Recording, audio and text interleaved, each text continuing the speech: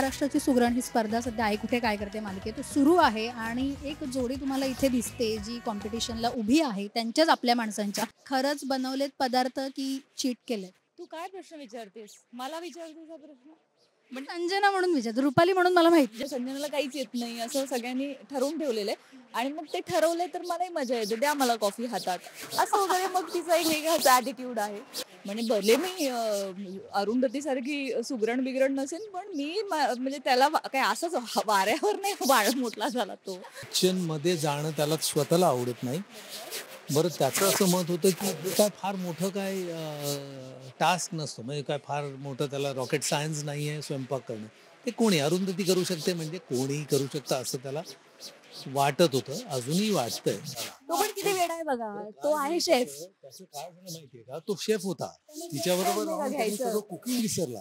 आता काहीतरी घुगऱ्या फुगऱ्या काहीतरी करून ठेवला आणि कन्फ्युज घुगनी हा पण ही तुम्हाला टफ कॉम्पिटिशन आहे, सो त्याच्यात किती रमताय दोघं? कारण समोरची तेवढेच थोडीच आहेत. बट मला अरुंधतीने असंही सांगितलंय की संजना छुपारुस्तम निघाली आहे. तिला आता बऱ्याच गोष्टी येत आहेत किंवा तिला येत होत्या बट ती करत नव्हती. इथे ती बाजी मारताना दिसते. सो आता तोड कॉम्पिटिशन होणार आहे संजना. हो ऑफकोर्स होणार आहे आणि त्यासाठीच आम्ही एवढ्या मोठ्या कॉम्पिटिशन. बरं असं नाही आहे की संजना अनिरुद्ध काही वेडे नाही तसं काहीतरी येऊन काहीतरी करायला. त्यांना गोष्टी येतात आणि ते त्या पद्धतीने ते प्रेझेंट करणार आहेत. ते आमचं मुळात संजनाचं स्ट्रेट मत हे आहे की काही झालं मग कोणी जिंकू देत, पण ती जिंकता कामा नये. सो ते कशी जिंकणार नाही ह्याचा प्रयत्न ती करणार यासाठी.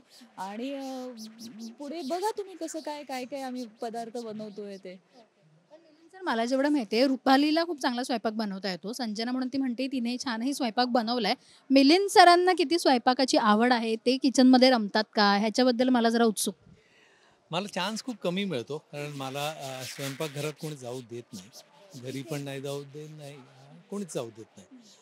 पण ज्या वेळेला अशी परिस्थिती येते की आपल्याला आपला स्वयंपाक करायचा आहे किंवा कोणासाठी तरी बनवायचा आहे, त्यावेळेला मी जे अवेलेबल असतं त्या अवेलेबल गोष्टींपासनं मी त्या चविष्ट गोष्टी बनवू शकतो.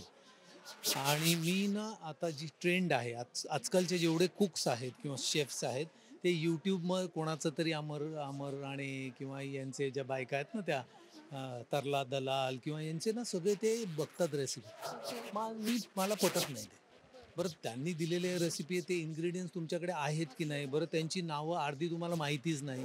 आपल्याला बेसिकली चव माहिती आहे चांगल्या गोष्टींची. बरं, आता तुम्ही अनुपमाच्याच सेटच्या आजूबाजूला आहात आणि मी आता पाहिलं की तुम्ही रुपालीला जाऊन भेटताय किंवा त्याच्यातले जे काही कलाकार आहेत ते तुम्हाला येऊन खास करून भेटतायत इंटरव्ह्यूच्या दरम्यान. सो काय बातचीत होते? कधीतरी खूप दिवसांनी असं भेटायला मिळतं तुम्हाला? आम्ही ठाण्यात शूट करतो, हे इथे फिल्म सिटीत शूट करतात आणि असं क्वचितच होतं. काही DKPचे काही कार्यक्रम असले, काही इव्हेंट्स असले, काही नवीन सिरियलचं लॉन्च असला तर इथे येणं होतं. नाहीतर मग असं कधीतरी सेटवर एकाच सेटवर अनुपमाचं पण शूटिंग चालू आहे, ये रिश्ताचं पण शूटिंग चालू आहे आणि आईचं पण शूटिंग चालू आहे, असं फार क्वचितच झालंय. म्हणजे सिल्वास्टरनंतर ही दृश्य दिसतंय आपल्याला. सो असं भेटल्यानंतर हे तर होणं. गप्पा शूटिंगच्या ह्याच बाबतीतल्या होतात की अदर काही होतात? या दोघेही फुडी आहेत. हो, सिल्वासामध्ये या दोघींनी हैदोस घातला होता. एका गुजराती रिसॉर्टमध्ये आम्ही 50 दिवस होतो, ज्या एकदम टिपिकल जैन, जिथे नॉनव्हेज चालत नाही. तिथे यांच्या रूममधनं जवळा आणि फिशचे वास अख्ख्या रिसॉर्टवर यायचे. बरं ना, एक्सचेंज व्हायचं. हिच्या रूममधनं मला तू जवळा दे असं वगैरे असायचं. हिच्या रूममधनं डबा रुपाली गांगुलीच्या रूममध्ये जायचा, त्याच्यानंतर तिच्या रूममधनं हिच्याकडे यायचा वगैरे. असं ते फूडवर बरंच चर्चा. आत्ता पण त्यांनी मी व्हेजिटेरियन झाली आहे, मग ती म्हणाली मी व्हेजिटेरियन झाली आहे. मग असं ते डॉग लवर आहे, त्यामुळे आम्ही सेटवर तिन्ही जे सांभाळलेले किंवा DKPने सांभाळलेले कुठे माझ्याजवळ येतात. तेव्हा मला ना खरं तिची आठवण येते, कारण ती खूपच त्यांना माया करते. आता इथे पण हेली नावाची आहे, त्यामुळे इथे आलेले आम्ही त्याच गप्पा मारल्या की या सेटवर 3 आहेत, त्या सेटवर जवळजवळ 15 आहेत, तर प्रत्येक सेटवर त्यांनी सांभाळलेले कुत्रे.